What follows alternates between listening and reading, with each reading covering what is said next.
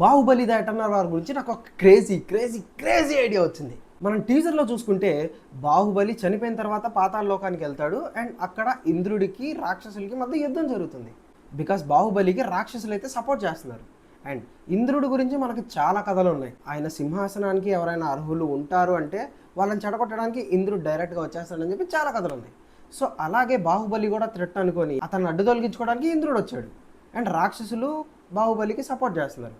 అయితే బల్లాల దేవ కూడా చచ్చిపోయాడు కదా, సో అతను కూడా ఈ లోకానికి వెళ్ళే ఛాన్స్ ఉంది, కాకపోతే కొంచెం టైం ఉంది కదా. సో ఈ టైంలో ఇంద్రుడికి బాహుబలికి యుద్ధం జరిగి కరెక్ట్గా పార్ట్ 1 ఎండింగ్కి వచ్చేసరికి బల్లాల దేవ అక్కడికి వచ్చి ఇంద్రుడికి బల్లాల దేవ సపోర్ట్ చేస్తా అని చెప్తే గాడ్ వర్సెస్ డెమాన్ కాస్త బల్లా వర్సెస్ బాహులాగా అయిపోయి పార్ట్ 2కి అదొక క్లిఫ్ హ్యాంగర్ లాగా అయ్యి ఉండొచ్చు. ఆర్ఎల్స్ బల్లాల దేవ డెమాన్కి సపోర్ట్ చేసి బాహు గాడ్కి కూడా సపోర్ట్ చేయొచ్చు.